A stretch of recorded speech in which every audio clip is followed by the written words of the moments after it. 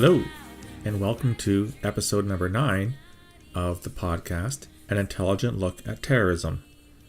I'm your host, Phil Gurski, President and CEO of Borealis Threat and Risk Consulting in Ottawa, Canada. Today's episode is all about Saudi Arabia. I can imagine that most of you have heard, of course, of the kingdom, of its role in international oil, its role as a slightly conservative Muslim kingdom, which sees itself very much as the heart and soul of the Islamic world, in large part because the faith was founded there. Before it was Saudi Arabia, when it was just Arabia, back in the early 7th century, and for the fact that the two holiest sites in Islam, Mecca and Medina, are both located on the western coast, near the Red Sea. Most of us in the West have come to see Saudi Arabia as an ally. No, they're not part of NATO, they're not part of any of the large alliances, but they're seen very much as a partner for the West, in large part because of the fact that they've been one of the world's key, in fact, swing producers of oil since the early 1970s. In fact, the relationship between the West, and more specifically the United States, and Saudi Arabia dates back to 1945, when President Franklin Roosevelt met with King Ibn Saud in February of that year aboard a U.S. Navy ship. And that meeting basically guaranteed U.S. access to Saudi oil for decades to come. Interestingly, from an oil perspective, Saudi Arabia is in fact playing a bit of a lesser role when it comes to the health of the Western energy economy. At one point in the U.S., Saudi Arabia was responsible for providing 1 in 5 barrels of oil. And in recent years, due to fracking and more of a diversification of oil supplies, it is down to at least around 1 in 10 barrels. At least that's what I read in the most recent edition of The Economist. The other thing that Saudi Arabia is known for is a very conservative brand of Islam, which many call Wahhabism, which is not really an accurate term, and I'll explain why in a second. But Saudi Islam is seen as very fundamentalist, very intolerant of other versions, and that's causing quite a bit of problems, not just within Saudi Arabia itself, but actually around the world. Well, let's get back to whether or not Saudi Arabia is really a friend of the West. The platform or the position I will hold in this podcast is that I'm not sure that it is. Full disclosure, I've been to Saudi Arabia several times. I've met with Saudi authorities from the intelligence services. I thought that they were very good at what they did. And yet, even through my very brief exposure to Saudi society, as well as what I've read and what I've written in the past couple of years, this has all led me to the conclusion that we shouldn't necessarily see Saudi Arabia as an ally.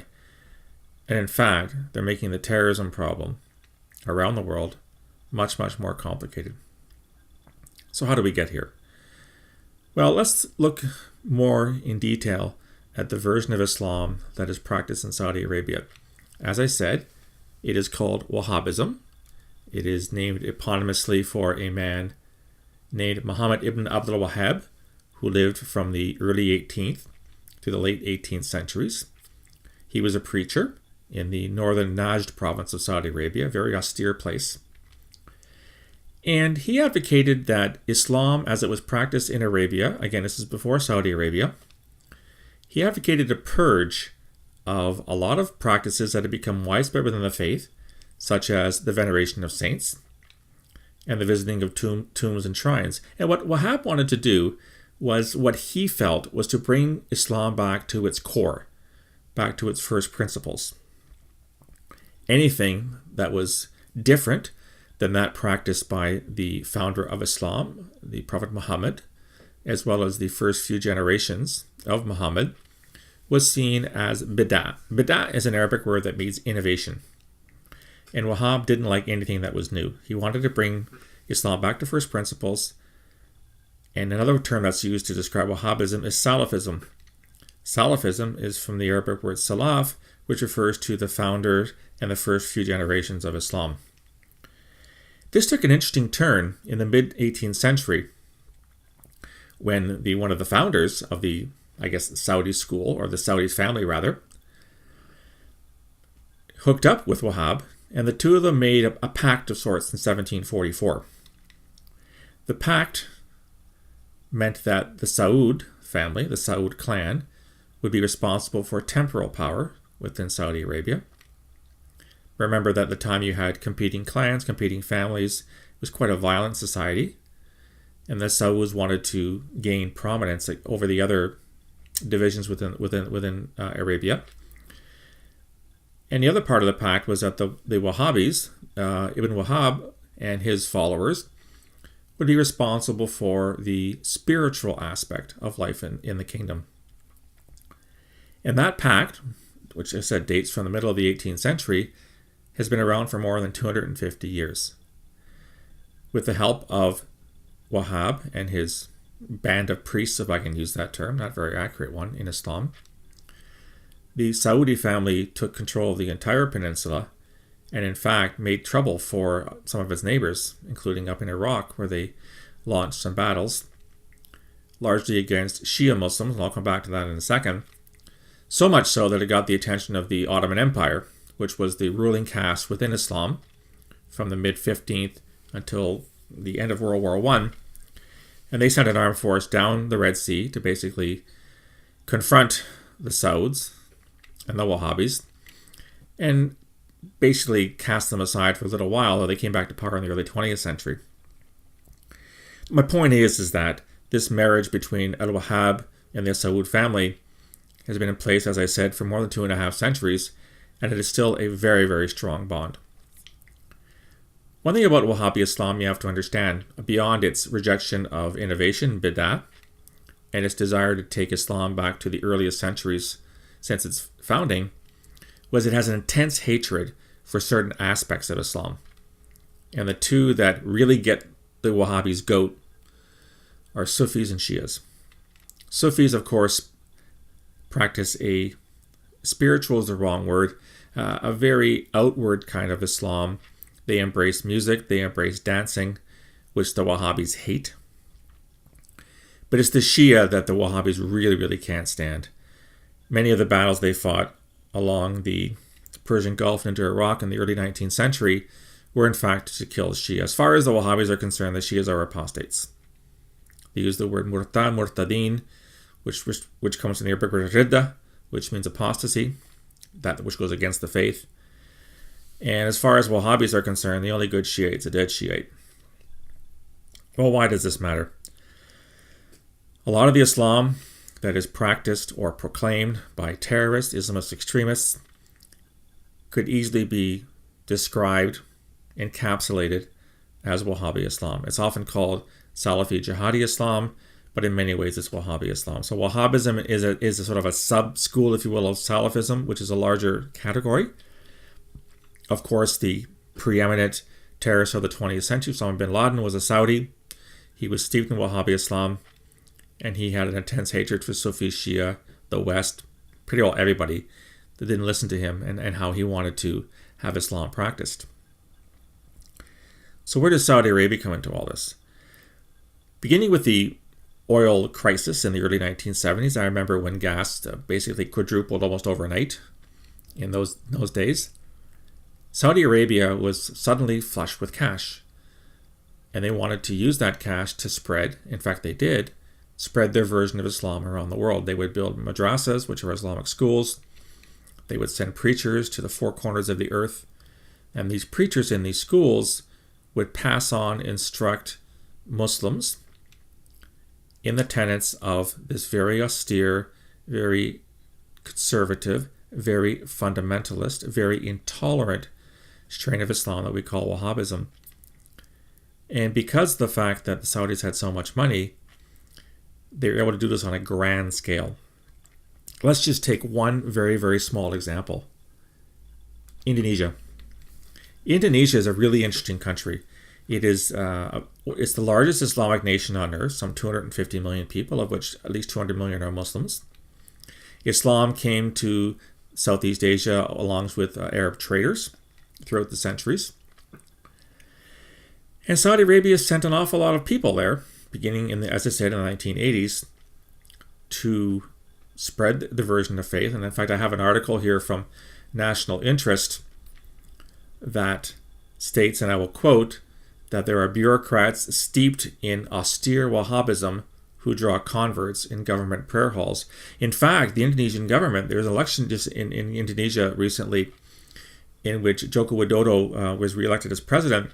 There's a lot of concern in Indonesia about the transformation of a very tolerant, syncretic form of Islam in the country that drew from a lot of the former pagan, we call them pagan beliefs, and incorporated them, is all being rejected by this Wahhabi strain. And it's causing problems for the Indonesian government. Jamal Khashoggi, which is a terrorist group, an Islamist terrorist group in Indonesia, again practices a form of Islam that is very much in keeping with Wahhabism.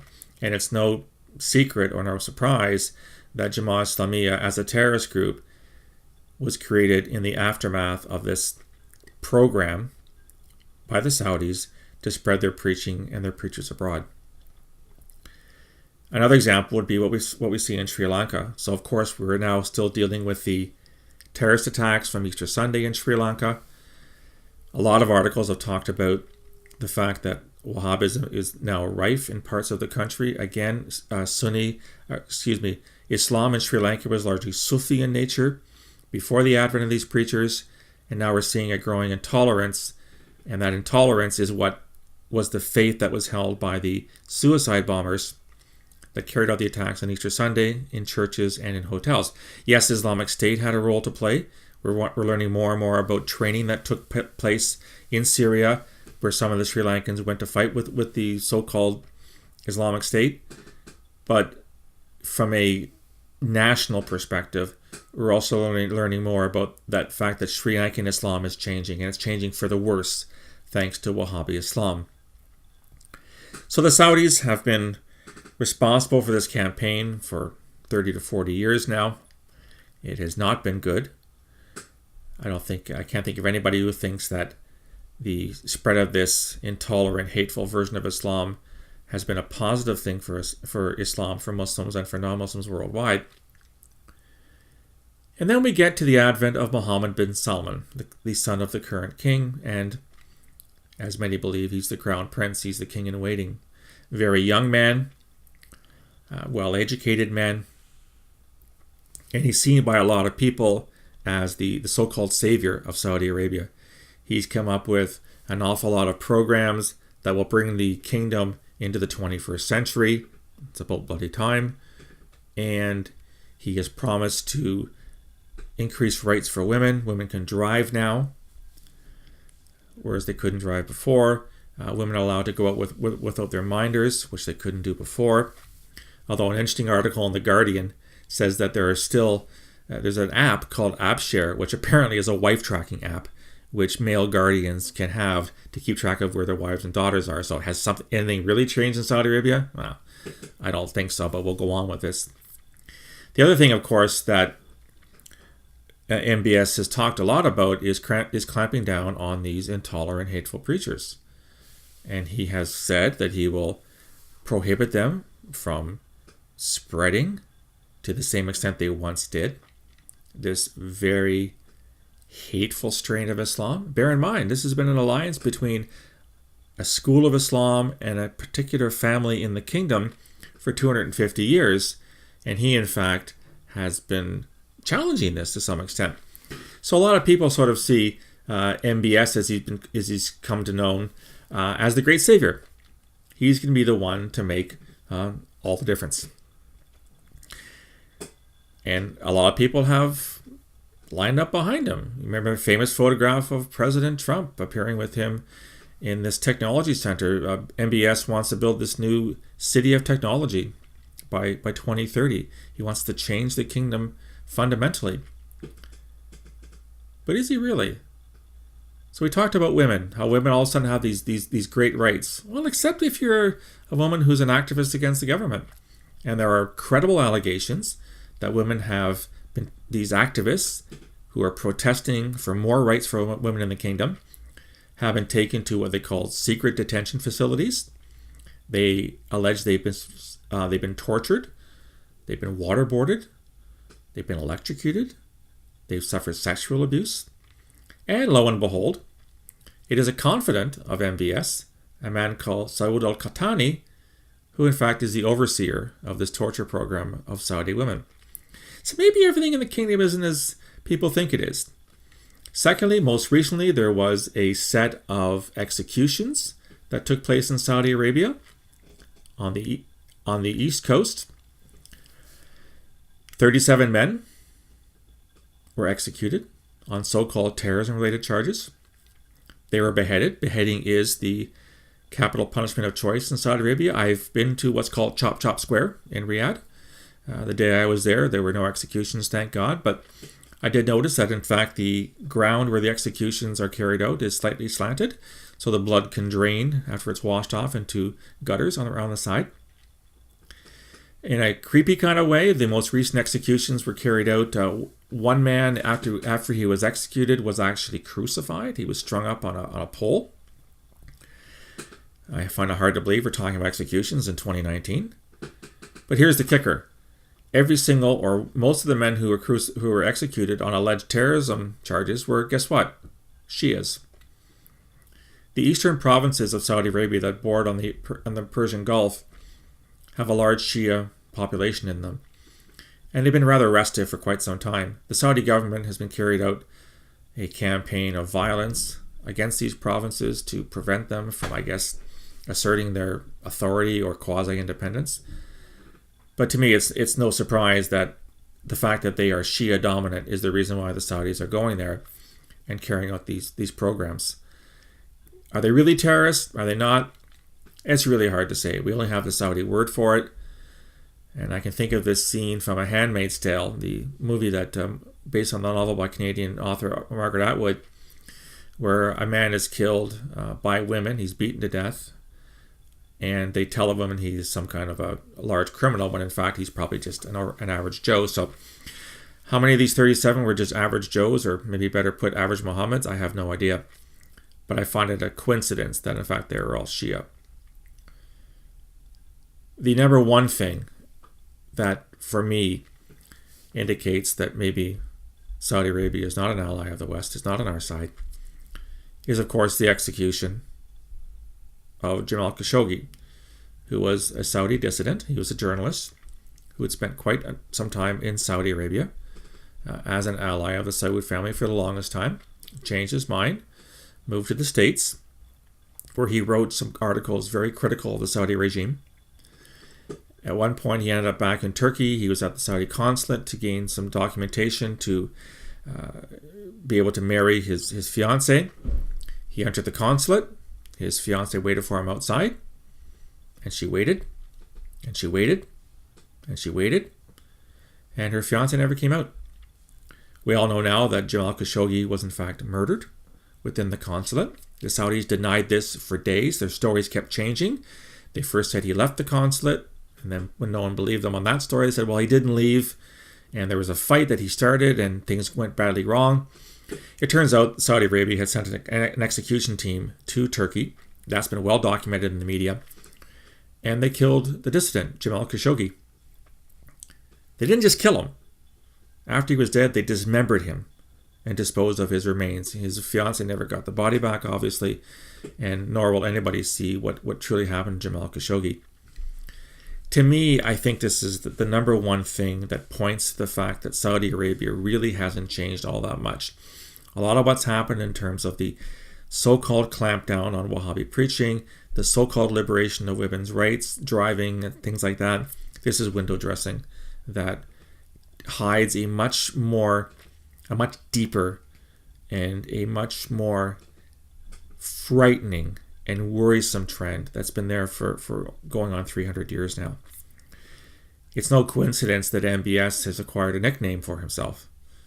Instead of being Mohammed bin Salman, it's now Mr. Bonesaw, reference to the fact that many believe that he was the one that gave the initial order to send the execution teams to Istanbul to kill Mr. Khashoggi in the consulate. I can't prove that. Maybe nobody can prove that. But it seems to me that if the Crown Prince wants you dead, the Crown Prince wants you dead. And now Mr. Khashoggi has unfortunately had the demise, the gruesome demise that he suffered. So where does this leave us with Saudi Arabia? Well, clearly the Americans are still an ally. Donald Trump is in love with the Crown Prince. He'll say nothing wrong against Saudi Arabia, despite the fact the kingdom has bilked the American public for oil, high oil prices for 40 or 50 years now. I wonder what's going to happen when Saudi oil is not as important anymore. They can still produce it for pennies on the barrel or a few dollars on the barrel. But what happens when oil loses its luster, if it ever does? What happens if we go for more renewable sources like solar, like wind, like electric power that's not based on carbon fuels? Will Saudi Arabia, in fact, become an outlier? It plays the game well, though. It sucks up to the Americans. It constantly talks about Iran, and we all know that Donald Trump has Iran on the brain. He sees Iran as the greatest threat in the history of the planet, which is not entirely true. Iran has many things against it, and it clearly is not a helpful state when it comes to sponsorship of terrorism, of groups like Hezbollah in Lebanon and Hamas in the occupied territories. But when it comes to terrorism, there's no question, at least in my mind, and I believe many experts share my views on this, that it's Sunni Islamist terrorism that's the problem, not Shia Islamist terrorism. And who's responsible in large part for Sunni Islamist terrorism? Saudi Arabia. They always have been. They always will be. We even see their influence now in Libya. If you've been following the news now, there's been a war between the General Haftar and the General National Accord, which is the kind of government that replaced Gaddafi when he was killed. But now we see a Saudi-trained group called the Madkhalis, the Madkhali Salafis. This is from the International Crisis Group report. The Madkhali Salafis, followers of an ultra-conservative Sunni Muslim doctrine originating in Saudi Arabia, have gained great influence across Libya, including in key armed groups and religious institutions. Now, what does that sound like? One more effort, one more successful effort by a Saudi-derived faith to infiltrate religious institutions and to gain influence and spread more hateful rhetoric. Again, from the International Crisis Group, from civil society advocates to Sufi to religious minorities, many are alarmed by the Madkhalis' clout, intolerant actions, and anti-democratic agenda. Indonesia, Libya, Sri Lanka. We're now seeing more Saudi influence in parts of Central Africa. You can bet the mortgage that influence will be accompanied by religious influence. I don't believe the Saudis are sincere in their attempts to crack down on Wahhabi preaching, to try to limit its influence. You know, and even if all this were on the up and up, even if this really was a valid, legitimate, heartfelt attempt by the Saudis, we still can't get away from the fact that they spread their toxic version of Islam for 4 decades. There are hundreds of thousands, if not millions, or maybe tens of millions of people who've been exposed to this hateful version of Islam. Salafi jihadism, as I mentioned, is largely the same as Wahhabi Islamism. The two share many characteristics: hatred of Shia, hatred of Sunnis, hatred of anything new, intolerance for difference, hatred for the West, hatred for Christians, hatred for Jews. The list goes on and on and on and on.